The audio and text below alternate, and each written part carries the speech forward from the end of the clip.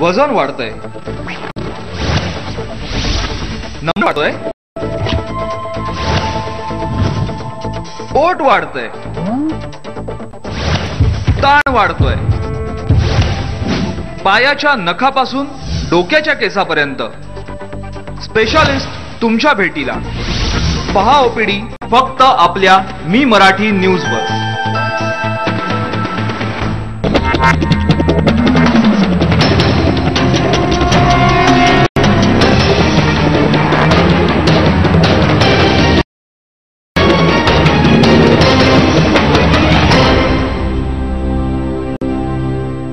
महाराष्ट्रातल्या अनेक आणि चर्चेत असलेल्या मतदारसंघांपैकी एक मतदारसंघ म्हणजे सातारा लोकसभा मतदारसंघ. 16व्या लोकसभेची परिस्थिती जी आहे तिचा आढावा आपण घेतोय. साताऱ्यातले सगळ्यात प्रबळ दावेदार असलेले विद्यमान खासदार उदयनराजे भोसले आपल्या सोबत आहेत. यंदाही राष्ट्रवादीच्या तिकिटावरती उदयनराजे साताऱ्यातून लोकसभेची निवडणूक लढवत आहेत.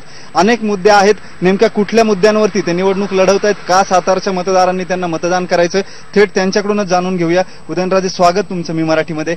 तुम्ही काय साताऱ्याच्या मतदाराला काय आवाहन कराल, काय कारण म्हणून त्यानं तुम्हाला या लोकसभेच्या निवडणुकीमध्ये मतदान करावं असं तुमचं आव्हान आहे?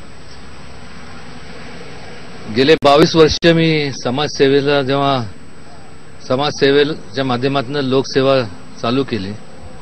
तेव्हापासून आजपर्यंत करोडो रुपयाची संपूर्ण विकास गंगेच्या माध्यमातून कामं या संपूर्ण परिसरात झाली. कृष्णा खोऱ्याचं प्रकल्प असतील, जवळपास 1-2 नाही तर 11 धरणं त्या काळात मी उपाध्यक्ष असताना ह्याचे काम चालू झालं आणि आज ती पूर्णत्वास झालेली पाहायला मिळतात. आणि त्यामुळे मोठ्या प्रमाणावरती ह्या संपूर्ण सातारा जिल्ह्यातल्या लोकांना, प्रत्येक तालुक्यातल्या लोकांना दिलासा मिळाला. त्याचबरोबर मेडिकल कॉलेज सँक्शन करून घेतलं. या ठिकाणी मेडिकल कॉलेज प्लस तुमचं अत्याधुनिक हॉस्पिटल ज्याचं भूमिपूजन आता संपूर्ण मुख्यमंत्र्यांच्या हस्ते आचारसंहिता संपल्यानंतर आम्ही करणार आहोत. त्याचबरोबर वुमन हॉस्पिटलची उभारणी केली. अनेक मुद्दे असे आहेत की ज्याच्या माध्यमातून विकास कामं केली. केंद्र शासन ह्या 5 वर्षाच्या कालावधीत केंद्र शासनाच्या माध्यमातून अब्जावधी कोट्यवधी रुपयाची आम्ही मग पंतप्रधान सडक योजना असेल, पेयजल असेल, अनेक योजना आम्ही ह्या संपूर्ण जिल्ह्यात राबवल्या. आणि हे करत असताना कुठल्याही परिस्थितीत अन्याय होऊन दिला नाही कोणावरती ह्या एवढ्या 22 वर्षाच्या कालावधीमध्ये. आणि म्हणूनच मागच्या वेळेस लोकसभेला ह्या संपूर्ण सातारा जिल्ह्यातल्या लोकांनी मला आशीर्वाद दिले, मला सहकार्य केलं, मला पाठबळ दिलं आणि महाराष्ट्रात नव्हे तर देशामध्ये तिसऱ्या क्रमांकाच्या मताधिक्याने माझी निवड करण्यात आली. मी त्यांचे आभार मानतो.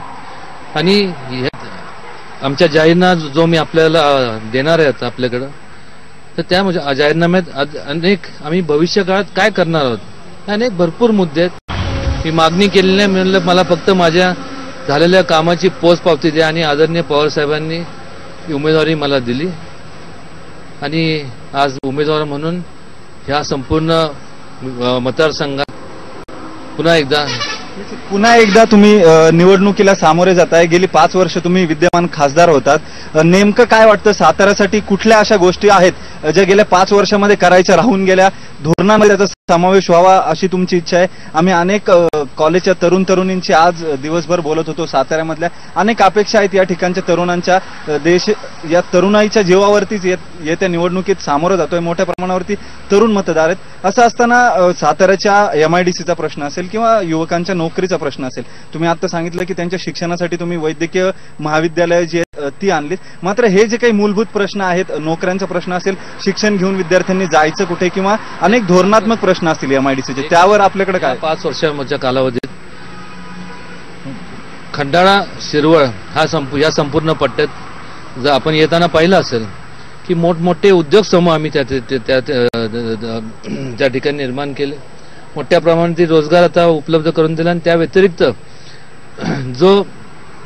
जो खडकाळ भाग आहे जिथं जास्त त्या अशा या परिसरात त्या ठिकाणी सुद्धा आम्ही भविष्य काळामध्ये एमआयडीसी प्रपोजल करणार आहोत आणि ह्या भागातल्या लोकांना इथं तरुणांना नोकरी मिळाली पाहिजे, त्यांना त्यांचं उदरनिर्वाहासाठी एक साधन निर्माण केलं पाहिजे. ह्या मताचा मी आणि आम्ही ते निश्चितपणे करणार.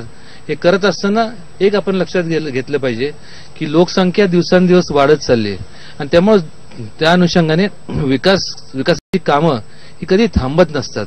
ही कायमस्वरूपी जसं म्हणजे कायमस्वरूपी विकास हा चालूच असतो, हे स्टँड स्टिलला करत नाही. एक पाहिलं तर देशभरातले अनेक विवादित खासदार जे आहेत त्यापैकी उदयनराजेंचं एक नाव कायम विवादामध्ये राहिलेलं असतं. मात्र असं असताना यंदाच्या लोकसभेच्या निवडणुकीमध्ये तुमच्या विरोधात तब्बल 18 उमेदवार साताऱ्यातून उभे राहिलेले आहेत. तुम्हाला वाटतं मतविभाजन होऊ शकतं मोठ्या प्रमाणावरती, त्याचा फटका तुम्हाला बसू शकेल, किंवा एकूण मतदानासंदर्भातली तुमची राजकीय गणितं काय आहेत साताऱ्या संदर्भात? खरं तर माझा जेव्हा मी फॉर्म भरला त्यावेळेस आदरणीय शरद पवार साहेब, आदरणीय राज्याचे मुख्यमंत्री आले होते, अनेक मान्यवर होते. मोठ्या धूमधडाक्यात आम्ही अर्ज दाखल केला आणि मग जेव्हा अर्ज दाखल करायची शेवटची तारीख संपली त्यावेळेस माझे निवडणूक प्रतिनिधी, माझे मित्र दत्ता बनकर, त्यांना मी सांगितलं, जरा विचारलं की आता फॉर्म किती फॉर्म भरलेत. तेव्हा त्यांनी 18 फॉर्म भरले असं सांगितलं.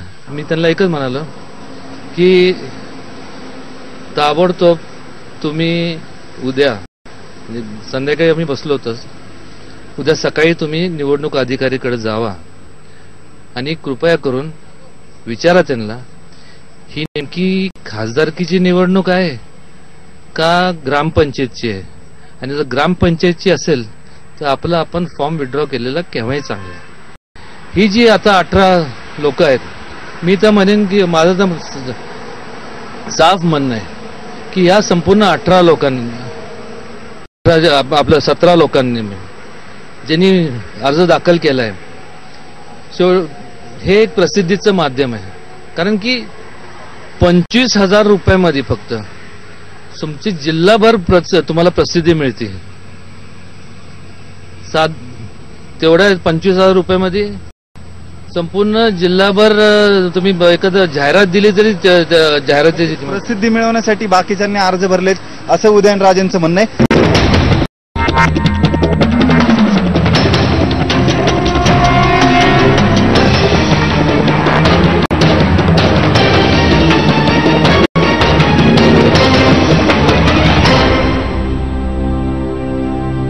On the go straight, that could be 4 more, didn't quite find it.